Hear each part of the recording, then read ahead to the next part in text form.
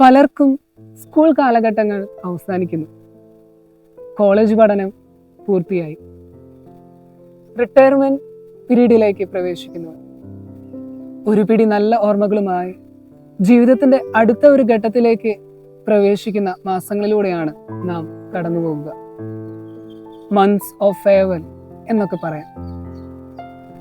നോമ്പുകാലങ്ങളിലെ കുരിശിന്റെ വഴി, it's A farewell. ഫെയർവെല്ലിലെ ഏറ്റവും പ്രാധാന്യം അർഹിക്കുന്ന ഒന്നാണ് ഓട്ടോഗ്രാഫ്. ഈ വിട വാങ്ങുന്ന വേളയിൽ വെറോനിക്ക പുണ്യവതി ഈശോയുടെ മുന്നിൽ തൻ്റെ ഹൃദയം തുറന്നു വെക്കുകയാണ്. അവൾ വെച്ചു നീട്ടിയ തൂവാലയിൽ അവൾക്കെന്നും സൂക്ഷിക്കാൻ ഈശോ തൻ്റെ ഓട്ടോഗ്രാഫ് നൽകി. അവിടുത്തെ തിരുമുഖം തന്നെ. സ്നേഹമുള്ളവരെ, ഈ നോമ്പ് കാലഘട്ടത്തിൽ നമ്മുടെ ഹൃദയങ്ങൾ ഈശോയുടെ മുന്നിൽ തുറന്നു വയ്ക്കാം.